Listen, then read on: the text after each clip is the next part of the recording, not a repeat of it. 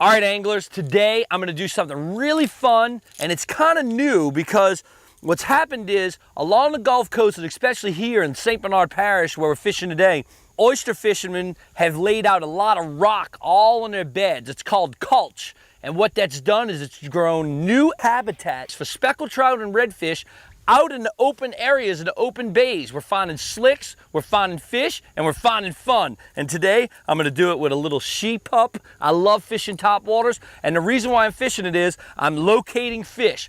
It's gonna help me cover a lot of ground really fast and catch a lot of fish. I'm kind of like scouting today, just having a good time fishing.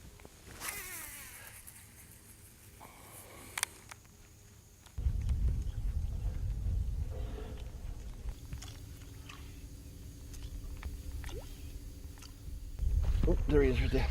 Got him. All right, first one. All right, now look, what I'm doing is I got a whole oyster bed out here.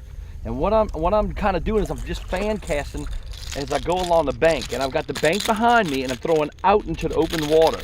And the reason for that is I want to cover as much of that whole grounds that these fish might be laying in. And I'm sure what they're doing is they're just sitting on, you know, little pockets of rocks that are higher or lower where that current kind of comes by.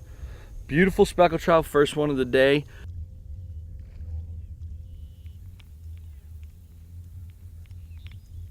Here he is. There you go. There's one.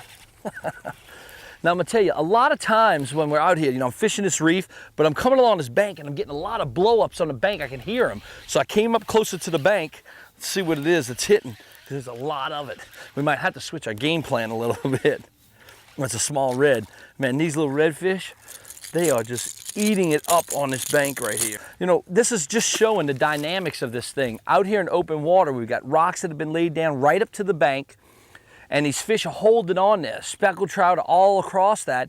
But then up against the bank here along these coves where they've dumped these rocks, the redfish are in here too. So it's really awesome. It's creating their own little ecosystem that is in this area, and all the fish are starting to hold on it. Hey y'all, there's some redfish, few of them, up on this bank right here. They're tailing, their backs are coming out of the water, they're getting right up on that bank. I've thrown a topwater over there like 20 times and it won't bite it. I'm gonna try to trick them with this, mirror lure, soft plastic.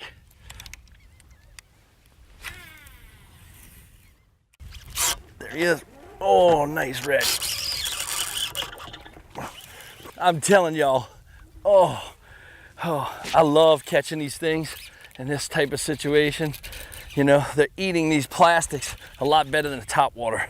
But I want to tell you, I'm going to go back to topwater because I like topwater fishing so much better. Oh man, but this is awesome. He ate this bait. Look at that beautiful fish. Oh man, that is one gorgeous fish right there. Oh, I'm gonna tell y'all, this is awesome. Let me slide my topwater out of the way. I'm about to use that again. Come here, big boy. Come here. I wore him down, he wore me down. I'm gonna tell you, this fish right here, I know we edited out and everything, but I'm gonna tell you, this fish right here, he fought like crazy. I was fighting him forever. Man, get it, and he swallowed that bait too. That just shows how aggressive these fish can be on certain baits. I mean, the topwater, I love fishing the topwater and I'm gonna fish it, but they're more aggressive on these plastics. I just wanna fish the topwater. Man, he really, it's just in the top part of his mouth. But man, he was really in there. That's just so awesome. Look at that fish, y'all.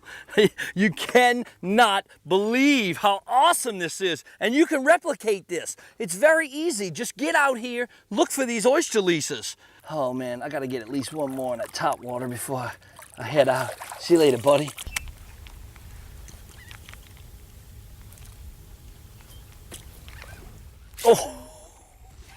Oh man, I just love it. I can see some other ones running now. Oh man, that's a good fish. It's so exciting to be able to come out here and understand that, you know, these oyster culching systems that they're putting out now to grow more oysters due to the BP oil spill. what's happened is that it's just created a ton, I mean a lot of just new habitat for all of these fish. Oh man, that fish, I mean that is just textbook, just awesome fishing, catching redfish, catching speckled trout today, tons on top water. I mean, I couldn't ask for anything better. Look at that, that's so awesome. Oh man, I'm gonna have to watch out with him, getting him with the top water. I think I'm gonna use my net for this one. I'm scared of those top water hooks. Oh, come on, big boy. Oh, he's trying to jump out the net. That is just so awesome. Look at that. That mirror lure, and that's a she pup. I went with a smaller top water today because I wanted something that was a little bit smaller profile to kind of match the hatch out here. There's a lot of small mullet in the water, and I could have thrown a regular she dog or any of those, but I decided to throw this, which is a little bit smaller bait. That'll give me a little bit, you know, just not a bigger profile. It'll just go back and forth real quiet, won't spook the fish. Just like him, he couldn't pass it up. He wanted that thing. It's a beautiful fish too. He's got spots all over him. Oh man, look at that. I love it. This is so awesome. Top water fishing, fishing oyster reefs, going along, and you just never know what's gonna happen. So if you go out, you know, anytime during, I would say the summer month is when that's gonna be the most productive, or going into the fall, fish these new oyster leases that these guys are putting the culch down, which is the crushed concrete you see everywhere. And these redfish and speckled trout will be waiting for you. And that is your coastal concept. Awesome.